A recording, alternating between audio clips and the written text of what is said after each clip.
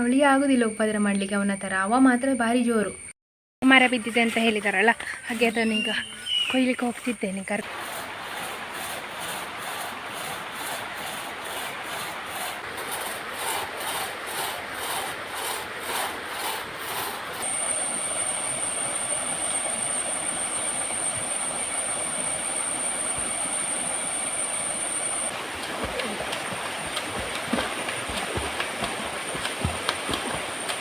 ನಮ್ಮ ಮಿಕ್ಸರ್ ಹೇಗೆ ಕರ ಅಂತ ಅನಿಸ್ತದೆ ಹಾಗೆ ಅನಿಸ್ತಾ ಉಂಟು. ಇದು ಯಾವುದರದ್ದು ಗೊತ್ತುಂಟ ಪಲ್ಯ, ಇಮ್ಯಾಜಿನ್ ಕೂಡ ಮಾಡಲಿಕ್ಕೆ ಆಗುತ್ತಿಲ್ಲ. ಹಾಗಲ್ಲ ಕಾಯ್ದು ಈಗ ನಿಂತಿತ್ತು, ಒಂದು ಬೊಬ್ಬೆ ಎಲ್ಲ ನಿಂತಿತ್ತು. ಕುಂಡೆ ಬಿಸಿ ಆಗಲಿಕ್ಕೆ ನನ್ನ ಕಜ್ಜು ಮೊನ್ನೆಯಿಂದ ಕಾಣ್ತಿಲ್ಲಲ್ಲ, ಅವನು ಎಲ್ಲಿ ಹೋಗಿದ್ದಾನೆ ಗೊತ್ತುಂಟಾ? ಈಗ ಮಳೆ ಬಂದರೆ ಹೀಗೆ ಗೋಣಿಯೊಳಗೆ ಉಗ್ಗಿ ಕುತ್ಕೊಳ್ಳೋದು.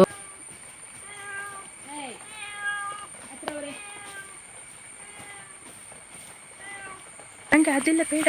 ನನ್ನ ಅಪ್ಪನಿಂದ ಒಂದು ಅಪ್ರಿಷಿಯೇಷನ್ ಬರೋದಿಲ್ಲ ನನಗೆ. ಅಂದರೆ ನೀನು ಮಾಡ್ತಿದ್ದಿ ಮಾಡೋದು, ಆಗ ನನಗೆ ಬೇಜಾರಾಗ್ತದೆ. ಬಟ್ ಏನು ಮಾಡಲಿಕ್ಕೆ ಆಗೋದಿಲ್ಲ. ಹಾಯ್ ಎಲ್ರಿಗೂ ಕೂಡ ನಮಸ್ಕಾರ. ಎಲ್ಲರೂ ಹೇಗಿದ್ದೀರಾ? ಎಲ್ಲರೂ ಆರಾಮ ಸೌಖ್ಯ ಅಂದ್ಕೊಳ್ತಿದ್ದೇನೆ. ನಾನು ನಿಮ್ಮ ಅನುಷಾ ಕೃಷ್ಣ ನಾಯಕ್. ಹಾಗೆ ನನ್ನ ಚಾನಲನ್ನು ನೀವು ಮೊದಲ ಸರಿ ನೋಡ್ತಿದ್ದೀರಾ ಅಂದರೆ ಪ್ಲೀಸ್ ಸಬ್ಸ್ಕ್ರೈಬ್ ಮಾಡಿ, ಅಲ್ಲಿರೋ ಬೆಲ್ಲೈಕನ್ ಒತ್ತಿ. ಹಾಗೆ ನಿಮ್ಮ ಫ್ಯಾಮಿಲಿ ಫ್ರೆಂಡ್ಸೊಟ್ಟಿಗೆ ಶೇರ್ ಮಾಡೋದನ್ನು ಕೂಡ ಮರಿಬೇಡಿ. ಇವತ್ತಿನ ವ್ಲಾಗ್ ಸ್ಟಾರ್ಟ್ ಮಾಡುವ, ಲೆಟ್ಸ್ ಗೋ. ಅವರು ಕಮೆಂಟ್ ಮಾಡಿದ್ರಿ ಸ್ನೇಹ ಅವ್ರದ್ದು ಬರ್ತ್ಡೇ ಅಂತ. ಸ್ನೇಹ ಅವರಿಗೆ ವಿಶ್ ಹ್ಯಾಪಿ ಬರ್ತ್ಡೇ, ಹುಟ್ಟುಹಬ್ಬದ ಹಾರ್ದಿಕ ಶುಭಾಶಯಗಳು. ಯಾವಾಗಲೂ ಖುಷಿಯಾಗಿ ನಗ್ತಾ ಇರಿ. ಹಾಗೆ ಅವರ ಅಕ್ಕ ವಿಮಲಾ ಅವರಿಗೆ ಕೂಡ ಹಾಯ್. ಯಶು ಅವರು ಕಮೆಂಟ್ ಮಾಡಿದ್ರಿ ನಿಮ್ದು ಬರ್ತ್ಡೇ ಅಂತ. ಯಶು ಅವರಿಗೆ ವಿಶ್ ಹ್ಯಾಪಿ ಬರ್ತ್ಡೇ, ಹುಟ್ಟುಹಬ್ಬದ ಹಾರ್ದಿಕ ಶುಭಾಶಯಗಳು. ಯಾವಾಗಲೂ ಖುಷಿಯಾಗಿ ನಗ್ತಾ ಇರಿ. ದಿಯಾ ಅವರು ಕಮೆಂಟ್ ಮಾಡಿದ್ದಾರೆ ಜೂನ್ 11ಕ್ಕೆ ಅವರ ಸಿಸ್ಟರ್ ಅವ್ರದ್ದು ಬರ್ತ್ಡೇ ಅಂತ. ಜಯಶ್ರೀ ಅವರಿಗೆ ವಿಶ್ ಹ್ಯಾಪಿ ಬರ್ತ್ಡೇ, ಹುಟ್ಟುಹಬ್ಬದ ಹಾರ್ದಿಕ ಶುಭಾಶಯಗಳು. ಯಾವಾಗಲೂ ಖುಷಿಯಾಗಿ ನಗ್ತಾ ಇರಿ. ಒಂದು ವ್ಲಾಗ್ ಒಬ್ಬರು ನೋಡ್ತಾರೆ ದುಬೈಯಿಂದ, ಅವ್ರ ಹೆಸರು ಲೆನಿ ಅಂತ. ಅವರು ನನಗೆ ಯಾವಾಗಲೂ ಕೂಡ ನನ್ನ ವ್ಲಾಗಲ್ಲಿ ಇರೋದು ಮತ್ತು ಅವರಿಗೆ ಖುಷಿಯಾದ್ದನ್ನೆಲ್ಲ ನನಗೆ ವಾಯ್ಸಲ್ಲಿ ಹೇಳ್ತಾ ಇರ್ತಾರೆ. ಅಂದರೆ ಅವರು ವಾಯ್ಸ್ ಹಾಕ್ತಾ ಇರ್ತಾರೆ. ಹಾಗೆ ಅವರ ಫ್ರೆಂಡಿದು ಬರ್ತ್ಡೇ ಅಂತ ಹೇಳಿದ್ದಾರೆ 11ಗೆ, ಡಾಕ್ಟರ್ ಜೆಸಿಂತಾ ಡಿಸೋಜಾ ಅಂತ. ಅವರಿಗೆ wish happy birthday, 60th birthday ಅಂತೆ. ಹಾಗೆ ಅವರು ನನ್ನ ವ್ಲಾಗಲ್ಲಿ ವಿಶ್ ಮಾಡಲಿಕ್ಕೆ ಹೇಳಿದ್ದಾರೆ. ಡಾಕ್ಟರ್ ಜೆಸಿಂತಾ ಡಿಸೋಜಾ ಇವರಿಗೆ ವಿಶ್ ಹ್ಯಾಪಿ ಬರ್ತ್ಡೇ, ಹುಟ್ಟುಹಬ್ಬದ ಹಾರ್ದಿಕ ಶುಭಾಶಯಗಳು. ಯಾವಾಗಲೂ ಖುಷಿಯಾಗಿ ನಗ್ತಾ ಆರೋಗ್ಯದಿಂದ ಖುಷಿಯಾಗಿ ಬಾಳಿ. ಗುಂಡಮ್ಮ ಹಾಯ್. ಇವನು ಓಡೋದೀಗ, ಅಮ್ಮ ಹೋಗಿ ಆಯಿತು, ಹಾಲು ಸ್ವಲ್ಪ ಕೊಟ್ಟು ಹೋದ್ಲು. ಅವಳಲ್ಲೇ ಮಲಗಿದ್ದಾಳೆ.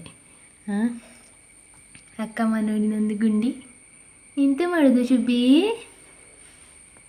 ಇವಳು ಸ್ವಲ್ಪ ಹಗೂರಾಯ್ತಾ, ಅಂದರೆ ಎತ್ತಲಿಕ್ಕೆಲ್ಲ ಸ್ಮೂತ್. ನಮ್ಮ ಮುಂಚೆ ಜೂಲಿ ಇದ್ಲಲ್ಲ ಹಾಗೆಯೇ ಅವ ಸ್ವಲ್ಪ ಉಪದ್ರ. ಓಡಿ ಆಯ್ತವ.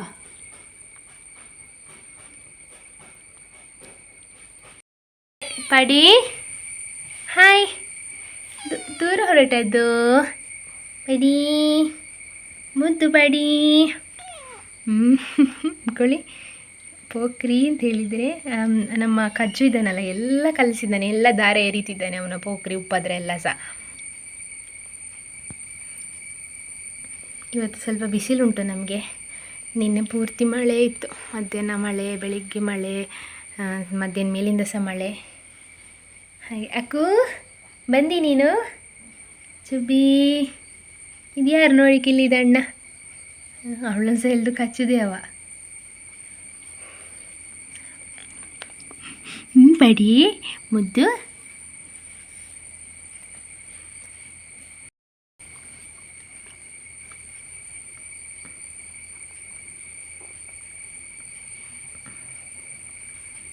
ಅವಳಿಗೆ ಆಗೋದಿಲ್ಲ ಉಪದ್ರ ಮಾಡಲಿಕ್ಕೆ ಅವನ ಥರ. ಅವ ಮಾತ್ರ ಭಾರಿ ಜೋರು. ನೋವಾಗ್ತದೆ, ಚೆನ್ನಾಗೆ ಮಾಡಬೇಡ, ಕಣ್ಣಿಗೆಲ್ಲ ಕೈ ಹಾಕೋದು ಬೇಡ.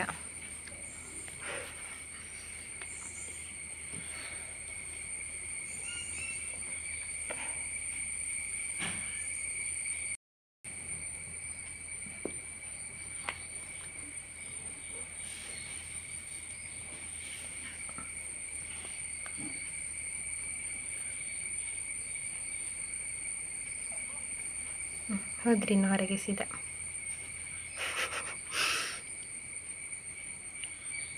ಹೀಗಿದು ತಿಂಡಿ ಎಲ್ಲ ತಿಂದು ಇವರು ಆಫೀಸ್ಗೆ ಹೋಗಿದ್ದಾರೆ. ಮತ್ತು ಈಗ ದನಗಳನ್ನು ಹೊರಗೆ ಬಿಡಲಿಲ್ಲ, ಕುಡಿಲಿಕ್ಕೆಲ್ಲ ಕೊಟ್ಟು ಅವರಿಗೆ ಸೊಪ್ಪೆಲ್ಲ ಹಾಸಿ ಹುಲ್ಲು ಹಾಕಿಟ್ಟಿದ್ದೇನೆ. ಹೊರಗೆ ಬಿಟ್ಟರೆ ಅವರು ಓಡ್ತಾರೆ ಅಂತ ಹೇಳಿ ಅಪ್ಪ ಹೇಳಿದರು. ಇನ್ನು ಹುಲ್ಲು ತಂದು ಹಾಕುವ.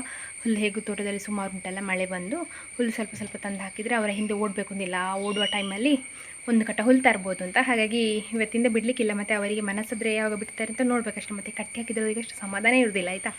ಇನ್ನೂ ಈಗ ಕಟ್ಟಿ ಹಾಕಿ ನಾಡ್ದೊಮ್ಮೆ ಬಿಡುವಾಗ ಇಡೀ ಕಡೆ ಓಡಲಿಕ್ಕೆ ಇರ್ಬೋದು.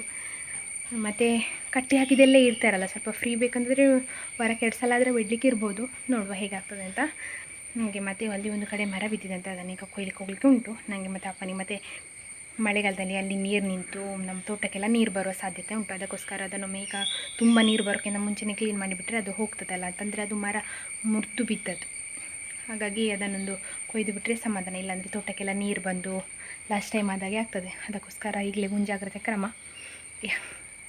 ಮರ ಬಿದ್ದಿದೆ ಅಂತ ಹೇಳಿದಾರಲ್ಲ, ಹಾಗೆ ಅದನ್ನೀಗ ಕೊಯ್ಲಿಕ್ಕೆ ಹೋಗ್ತಿದ್ದೇನೆ. ಗರ್ಗಸ್ ನೋಡಿ ಹೊತ್ತಿಗೆ ಉಂಟು. ಅಪ್ಪು ಇದ್ದಾನೆ, ಅಕ್ಕ ಇದ್ದಾರೆ. ಮತ್ತು ಎಂತ ಅಂದರೆ ಅದೊಮ್ಮೆ ಕೊಯ್ದು ಬಿಟ್ಟರೆ ಮತ್ತು ರಗಳೆ ಇಲ್ಲ. ಈಗ ಇವತ್ತು ಮಳೆ ಇಲ್ಲ, ಮಳೆ ಶುರು ಆದರೆ ಮತ್ತೆ ಸಹ ಕಷ್ಟ ನಮಗೆ. ಅಂತೂ ಡೈಲಿ ಮಳೆ ಉಂಟು, ಒಮ್ಮೆ ಬಿಸಿಲು ಬರ್ತದೆ, ಒಮ್ಮೆ ಮೋಡ. ಇನ್ನು ಜೂನ್ ಅಲ್ಲ, ಇನ್ನೂ ಒಂದು 10-15 ದಿವಸ ಮತ್ತೆ ನೀರು ಬರಲಿಕ್ಕೆ ಶುರು ಆದರೆ ಕಾಲಿಡಲಿಕ್ಕೆ ಆಗೋದಿಲ್ಲ, ಅಷ್ಟು ನೀರು ಇರ್ತದೆ ಹೊಳೆಯಲ್ಲಿ. ಹಾಗೆ ಒಮ್ಮೆ ರಿಪೇರಿ ಮಾಡಿ ಬಿಡುವ ಅಂತ. ಹಾಗೆ ಸ್ವಲ್ಪ ಇರೋದು ಕೆಲಸ. ನಾನೊಬ್ಬಳೆಲ್ಲ ಇವತ್ತು, ಅಕ್ಕನೂ ಇದ್ದಾರೆ, ಅಪ್ಪನೂ ಇದ್ದಾರೆ. ಹಾಗೆ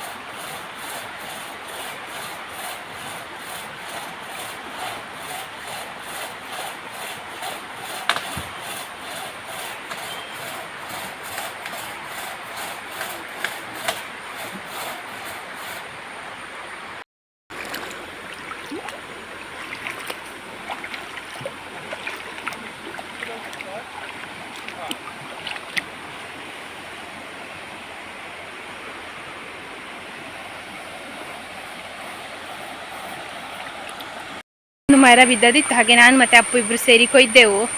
ಅಪ್ಪ ಸಹ ಬಂದಿದ್ದರು, ಅಕ್ಕ ಸಹ ಬಂದಿದ್ಲು, ವಿಡಿಯೋ ಅಕ್ಕ ಮಾಡಿದ್ದು. ಅಪ್ಪು ಈಜಲಿಕ್ಕೆ ಹೋದ, ಅವನಿಗೆ ಸಾಕಾಯ್ತು ಅಷ್ಟು ಕೊಯ್ದಾಗೋಷ್ಟರಲ್ಲಿ ಬೇವರು. ಮತ್ತು ಅಲ್ಲಿ ನೋಡಿ ಕಲ್ಲು ಕಾಣ್ತೊಟ್ಟು ನೋಡಿ, ಅವನು ಅಲ್ಲಿ ಹೋಗ್ತಾ ಇದ್ದಾನೆ.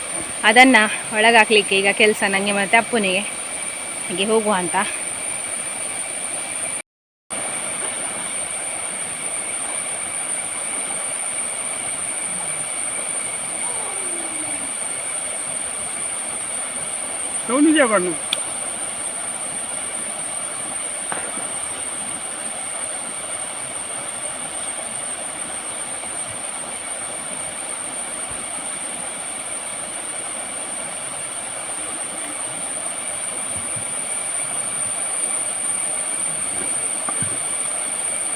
मी अंदर घरीच होता बरोबर तिथे 2 कोयले तो लॉन्टाक 1 घंटी करून कोयले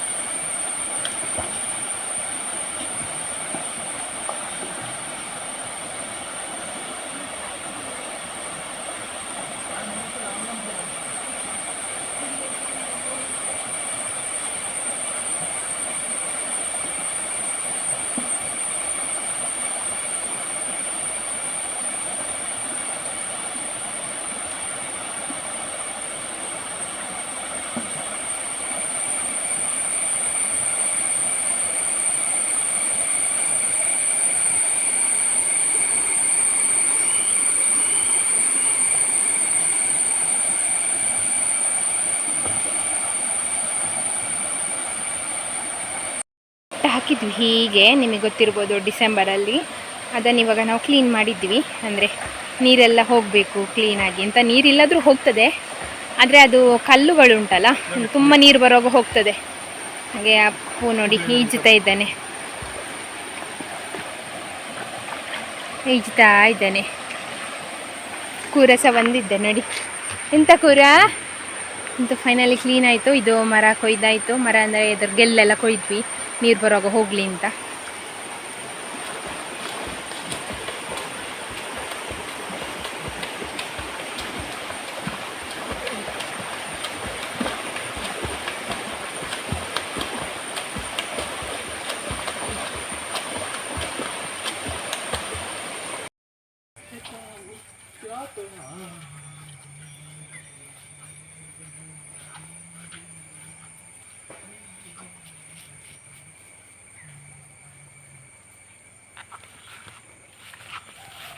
ಅಕ್ಕ ನೋಡಿ ಇವತ್ತು ಪಲ್ಯ ಮಾಡಿದ್ದಾಳೆ.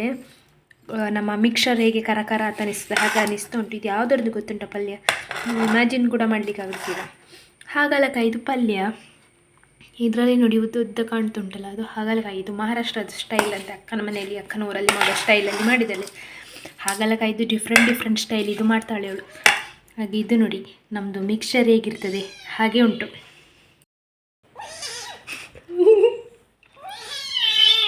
ಸುಮ್ಮನೆ ಒಂಚೂರು ಮುಟ್ಟಿದ್ದು ಸಾಕು, ಅವನಿಗೆ ಭಾರಿ ನೋವಾಗೋದು. ಮತ್ತೆ ಬೊಬ್ಬೆ ಹಿಡಿದು ಪಡಿ ಪಡಿ ಎಂತಣ್ಣ, ಅವನಿಗೆ ಮುಟ್ತಾ ಇರ್ಬೇಕು, ಯಾರಾದ್ರೊಬ್ರು ಮಾತಾಡ್ತಾ ಇರಬೇಕು. ಅಕ್ಕ ಈಗ ಸಿಕ್ಕಿದ್ದಾಳೆ, ಬಂದು ಬೊಬ್ಬೆ ಹಿಡಿದು. ಮುಂಚೆ ಎಲ್ಲ ನನಗೆ ಬಂದು ಬೈತಿದ್ದಲ್ಲ, ಈಗ ಅಕ್ಕನಿಗೆ ಬಂದು ಆ ಕಿಚನಿಂದ ಈ ಕಿಚನಿಗೆ, ಇಲ್ಲಿಂದ ಹಳೆ ಕಿಚನಿಗೆ ಒಲೆ ಹತ್ರ ಹೋಗಿ ಕೂತ್ಕೊಳ್ಳೋದು, ಅಲ್ಲಿಂದ ಇಲ್ಲಿಗೆ ಬರೋದು. ಪಡಿ ಪಡಿ ಸುಬ್ಬಣ್ಣ. ಈಗ ನಿಂತಿತ್ತು, ಒಂದು ಬೊಬ್ಬೆ ಎಲ್ಲ ನಿಂತಿತ್ತು. ಕುಂಡ ಬಿಸಿ ಆಗಲಿಕ್ಕೆ ಶುರುವಾಯಿತು. ಅದಕ್ಕೆ ಇಲ್ಲೇ ಜಂಡ ಬರ್ತಾನೆ, ಇವ ಇಲ್ಲೇ ಕೂತ್ಕೊಳ್ತಾನೆ.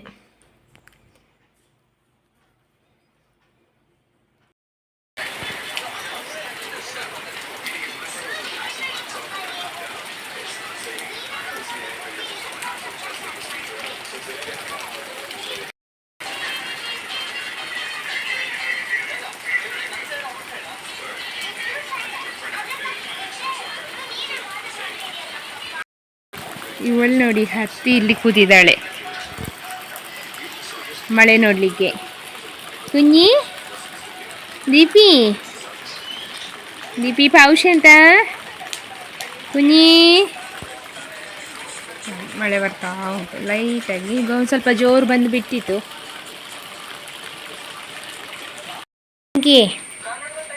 ಟಿಂಕಿ ಮಳೆ ಬಿಟ್ಟಿತಾ ನೋಡಿ, ಅಮ್ಮ ಇದ್ದಾಳೆ ಇಲ್ಲಿ. ಕುഞ്ഞು ಇವನು ಸ್ವಲ್ಪ ಒದ್ದೆ ಆಗಿದ್ದಾನೆ. ಅಮ್ಮ ನೆಕ್ಕಿಯ ಅಂತ ಅವಳನ್ನು ನೋಡಿ ನೆಕ್ಕಿ ಒದ್ದೆ ಮಾಡಿಟ್ಟಿದ್ದಾಳೆ. ಕುഞ്ഞി ನನ್ನ ಕಜ್ಜು ಮೊನ್ನೆಯಿಂದ ಕಾಣ್ತಿಲ್ಲಲ್ಲ, ಅವನು ಎಲ್ಲಿ ಹೋಗಿದ್ದಾನೆ ಗೊತ್ತುಂಟಾ? ಈಗೊಳ್ಳಿ ಮಳೆ ಬಂದರೆ ಹೀಗೆ ಗೋಣಿಯೊಳಗೆ ಉಗ್ಗಿ ಕೂತ್ಕೊಳ್ಳೋದು, ಕಾಣುವುದೇ ಇಲ್ಲ. ಇಲ್ಲಿ ಹುಡುಕಿದ್ರಿಗೆ ಸೌಂಡ್ ಆಗ್ತಾ ಉಂಟು.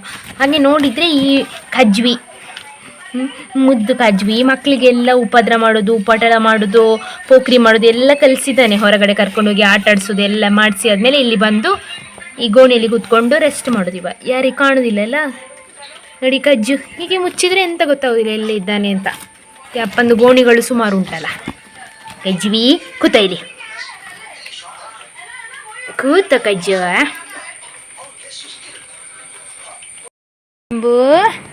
ಏನು ಮಾಡ್ತೀ? ಮಳೆ ನೋಡ್ದು, ಹೊಸ ಮಳೆ ನೋಡ್ದು. ಅದು ಸಹ ಇಲ್ಲಿ ಗೊತ್ತುಂಟಾ, ಅಲ್ಲಿ ಬೈಕಲ್ಲಿ ಕೂತು ಇಲ್ಲಿಂದ ಮಳೆ ನೋಡೋದು. ಈಗ ನೋಡಿ ನಮ್ಮ ತೋಟದಲ್ಲಿ ಅಷ್ಟು ಹುಲ್ಲುಂಟು ಅಂತ. ನನ್ನ ಅಪ್ಪ ಒಂದು ಕಡೆ ಹುಲ್ಲು ಇರಿತಿದ್ದಾರೆ. ಹಾಗೆ ನಾನು ಮತ್ತು ಶಂಭು ಇಬ್ಬರು ಬರ್ತಿದ್ದೇವೆ. ಶಂಭು ನೋಡಿ ಮುಂದೆ ಹೋದ, ಹಿಂದಿಂದ ಟಿಂಕಿ ಮತ್ತು ನನ್ನ ಇಬ್ಬರು ಸಂಗಡಿಗರಿದ್ದಾರೆ. ಹೀಗೆ ಮಳೆ ಬಂದರೆ ತೋಟ ಹೀಗಿರ್ತದೆ. ಏನು ಹೋಗುವ, ಮುಂದೆ ಹೋಗೋದು. ಕೊಳ್ಳಿ ಈ ಅಪ್ಪ ಉಂಟಲ್ಲ, ಅವ್ರಿಗೆ ಎಷ್ಟು ಹುಲ್ಲಿರಿದು ಸಮಾಧಾನ ಆಗೋದಿಲ್ಲ ಆಯಿತಾ. ಹುಲ್ಲು ಎರಿತಾನೇ ಇದ್ದಾರೆ ಬೆಳಿಗ್ಗೆಯಿಂದ, ಆದರೂ ಸಾಕಾಗೋದಿಲ್ಲಂತೆ ದನಗಳಿಗೆ. ದನಗಳು ಎಳ್ದು ಕೆಳಗೆ ಹಾಕ್ಕೊಳ್ತಾ ಉಂಟು, ಸಾಕಾಗಿ ಬೊಡೆದು ಕೂತಿದ್ದಾರೆ. ಆದರೂ ಹುಲ್ಲೇರಿಯೋದು. ಅದಕ್ಕೆ ನಾನು ಸ್ವಲ್ಪ ಹೆಲ್ಪ್ ಮಾಡುವಂತ ಬಂದೆ. ಯಾಕಂದ್ರೆ ಸುಮಾರು ಹುಲ್ಲೇರ್ಲಿಕ್ಕಲ್ಲ.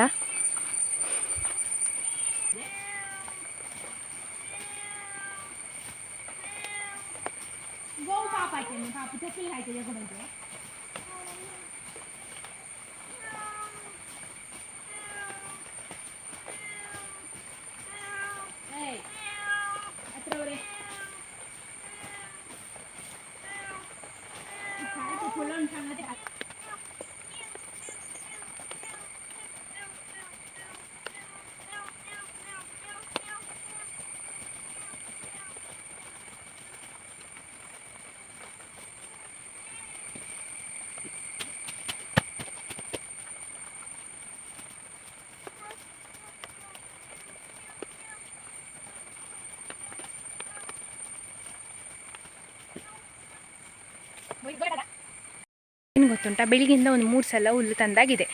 ಇವತ್ತು ದನಗಳನ್ನು ಬಿಡಲಿಲ್ಲ.